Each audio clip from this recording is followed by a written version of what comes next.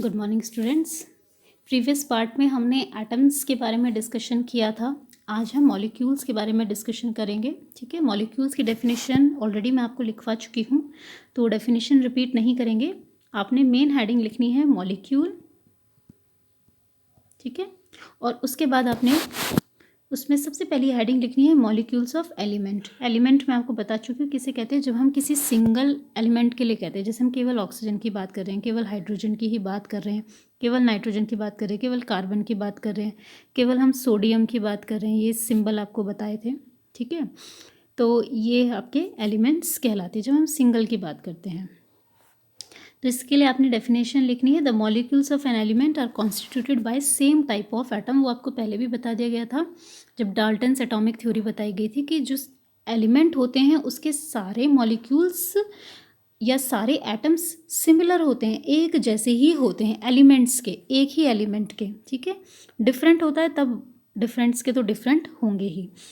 इसके बाद क्या है, आपने सेकंड बनानी है, ये टेबल बनानी है एटॉमिसिटी ऑफ सम एलिमेंट। ठीक है, तो यहाँ पर आपको कुछ एलिमेंट्स की एटॉमिसिटी पता चल रही है कि कौन किस फॉर्म में हमें मिलता है। जैसे सबसे यहाँ पहले है नॉन मेटल्स के बारे में बात की जा रही है। आर्गन है, एक नॉन मेटल है, ये गैस है। इसके आगे लिखा है मोनो। मोनो का मतलब होता है वन। ठीक है, तो ये हमें किस फॉर्म में मिलता है, आर्गन हमेशा हमें मिलेगा AR, सिंगल फॉर्म में मिलता है। नेक्स्ट है हीलियम। हीलियम भी मोनो एटॉमिक है, तो ये हमें मिलेगा HE की फॉर्म में। ठीक है, ऑक्सीजन है डाई। डाई का मतलब होता है 2। ठीक है, तो ऑक्सीजन हमें किस फॉर्म में मिलता है, O2 की फॉर्म में। ठीक है, इसके बाद है हाइड्रोजन, ये भी डायटोमिक है, तो ये H2 की फॉर्म में मिलेगा। नाइट्रोजन इज ऑल्सो डायटोमिक, तो ये भी हमें N2 की फॉर्म में मिलता है।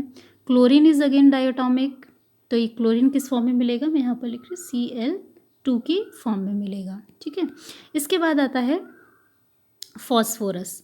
फॉस्फोरस के आगे लिखा हुआ है टेट्रा एटॉमिक। टेट्रा का मतलब होता है 4।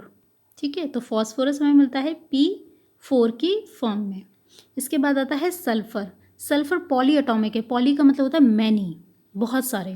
तो यूजुअली सल्फर में कई सारे एटम्स हो सकते हैं, पर जनरली जो होते हैं उसमें एटम वो 8 होते हैं। ठीक है, तो 8 एटम से मिलकर बनता है सल्फर का एक मॉलिक्यूल। तो यहाँ पर थे ये मॉलिक्यूल्स ऑफ एलिमेंट्स। एलिमेंट्स के मॉलिक्यूल कैसे बनते हैं, तो एलिमेंट्स के मॉलिक्यूल एटम से बनते हैं जो कि बहुत आपस में क्या होते हैं, सिमिलर होते हैं। अगर हम कंपाउंड की बात करें, नेक्स्ट हेडिंग आपकी आएगी मॉलिक्यूल्स ऑफ कंपाउंड। एलिमेंट मैंने आपको बताया सिंगल होते हैं, जबकि कंपाउंड्स हमेशा 2 या 2 से ज़्यादा एलिमेंट से मिलकर बने होते हैं। जिसका सबसे कॉमन एग्जांपल मैं आपको बार बार वही एक एग्जांपल बता रही हूँ, H2O हाइड्रोजन और ऑक्सीजन से मिलके बना है। इसमें 2 डिफरेंट एलिमेंट्स आ गए, हाइड्रोजन एंड ऑक्सीजन, तो ये कंपाउंड कहलाएगा। नेक्स्ट आता है आपका जैसे कार्बन डाइऑक्साइड गैस। ठीक है, CO2 से हम इसे रिप्रेजेंट करते हैं। C carbon, O oxygen, 2 different elements हो गए, आपस में मिल गए, तो इसे कंपाउंड कहेंगे। घरों में जो नमक यूज़ करते हैं, टेबल सॉल्ट कहते हैं उसे, NaCl। ठीक है, सोडियम क्लोरीन।